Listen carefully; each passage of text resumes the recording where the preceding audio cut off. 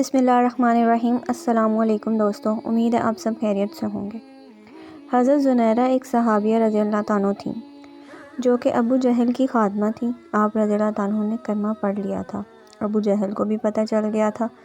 اس نے آ کر پوچھا کہ آپ نے کلمہ پڑھ لیا؟ فرمایا ہاں۔ آپ رضی اللہ عنہ بڑی عمر کی تھیں، مشقتیں نہیں اٹھا سکتی تھیں، مگر ابو جہل نے اپنے دوستوں کو ایک دن بلایا اور ان کے سامنے خادمہ کو بلا کر انہیں مارنا شروع کر دیا، مگر وہ برداشت کرتی رہیں کیونکہ وہ تو اللہ کے نام پر اس سے بھی بڑی تکلیفیں بھی برداشت کرنے کے لیے تیار تھیں۔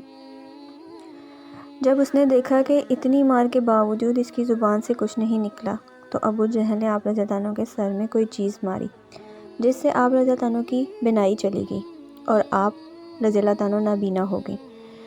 اب انہوں نے مذاق کرنا شروع کر دیا، کہنے لگے کہ دیکھا ہمارے بتوں کی پوجا چھوڑ چکی تھی، لہٰذا ہمارے معبود نے تمہیں نابینا کر دیا ہے۔ مار برداشت کر چکی تھی، مشقتیں اٹھا چکی تھیں، یہ سب سزائیں برداشت کرنا آسان تھیں، مگر جب انہوں نے یہ بات کہی تو انہیں آپ رضی اللہ عنہ برداشت نہ کر سکیں، چنانچہ فوراً تڑپ اٹھیں۔ اسی وقت کمرے میں جا کر سجدے میں گر گئیں اور اپنے محبوب حقیقی سے راز نازع کرنے کی باتیں کرنے لگیں۔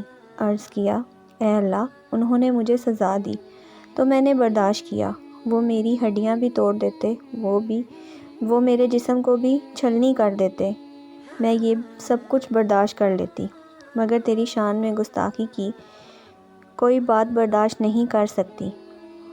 وہ تو یوں کہتے ہیں کہ ہمارے محبوب نے تمہاری بینائی چھین لی۔ اے اللہ، جب میں کچھ بھی نہیں تھی تو نے مجھے بنا دیا، بینائی بھی عطا کر دی، اب تو نے ہی بینائی واپس لے لی۔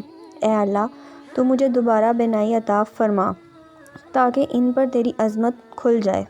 ابھی دعا والے ہاتھ چہرے پر نہیں پھیرے تھے کہ اللہ رب العزت نے آپ رضی اللہ عنہ کی بینائی لوٹا دی۔ بے شک اللہ واحد ہے، وہ جو چاہے کر سکتا ہے۔